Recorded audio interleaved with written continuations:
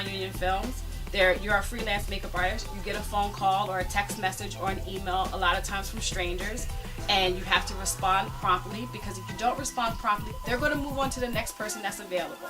Be honest, okay? So if you cannot do the job or you're not available for the entire job, let people know that. Because if they say, I need you the 16th, 17th, 22nd, and 28th, right? And you say yes, and you didn't realize that the 28th, oh my God, I forgot I'm supposed to do this thing on the 28th, and then you take the job and now you can't do the 28th, then your reputation is gonna look not so good, because you just lied to them at the beginning.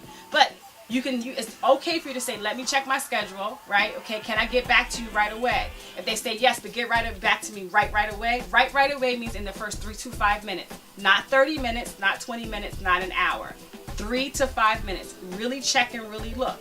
If you can't get that information back in 3 to 5 minutes, you need to make an executive decision of if you want to do it or you can't do it, and finagle the other stuff that's happening. There's something when I first started that said, fake it till you make it. All right, okay? So faking it till you make it means tell them yes and then figure out what you have to do on that 28th, and if you can get out of it without them knowing it. But if you say, yes, I can do all the dates, they'll say, okay, we're going to place you on hold. What does hold mean? You did not get the job because they placed you on hold, all right? Don't call all your friends and say, oh my God, I got my first movie. They called me. They gave me my names. I'm on hold. Hold means you had a free conversation to figure out if you were available for these dates. That's all that happens. But you do want to legitimately hold the dates. And holding means I'm going to put them on hold. If something else comes up and they hire me 100%, then I'm going to let that other job know, hey, are you going to hire me or are you not going to hire me? Because somebody else just called me and now I may not be available. I'm going to take that job. So it's a lot of negotiating you're going to do as well. Hence why I said that freelancing comes up, because you're still your own boss. It's just under a different umbrella.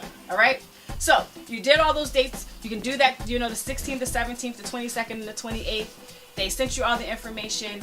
You go to the job. You do the job. You get paid in 3 weeks. And that's how the particular thing works. You can't do the 28th. You say, hey, I can't do the 28th. I have a conflict. That's the word you want to use. I have a conflict on the 28th. Is that okay? Well, and they'll normally say, no, we need somebody to be available all the dates. Thank you so much. We'll keep you in mind for it. If anything changes, let us know. All right. And let's say that you can get out the 28th.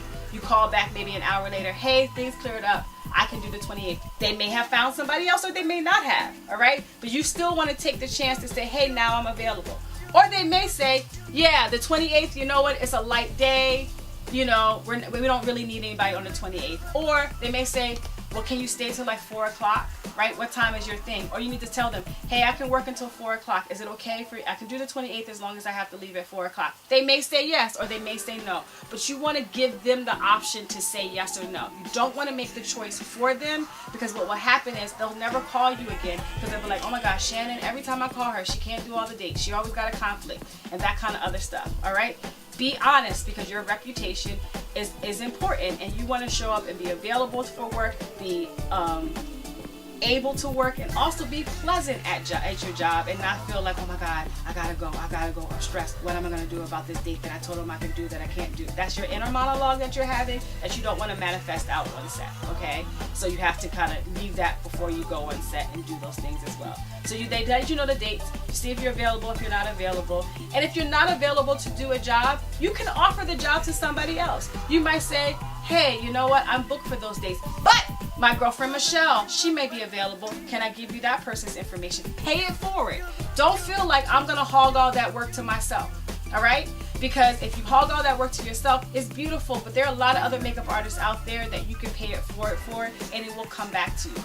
I've been in this industry for 20 years, and I've been successful for the last 20 years. And to this day, I will give somebody else a job if I can't do it, or if I am booked, or I think the other artist is a better artist than I am at that particular job, all right? It's no shame in your game if somebody else does eyelashes impeccable and you do eyelashes amazing. Amazing is great, impeccable is better, right? And they said we need somebody that really knows how to do impeccable, precise eyelashes, because it's an eyelash shot that's going to be super close up. We're going to have all these stills, and if you get nervous about that, not that you can't do it, and you know that your girlfriend Michelle can do it, give Michelle the job, all right? So offer that. Say, I can't do it, but I can give you the information for somebody else. Is that okay? The other girlfriend or the other person, or the gentleman may get the job, and they probably will call you back. So don't feel like if I give the other person the job, now they're always going to get the phone call and I'm not going to get the phone call. 99.9% of the time, they're still going to call you back. Why? Because you were honest,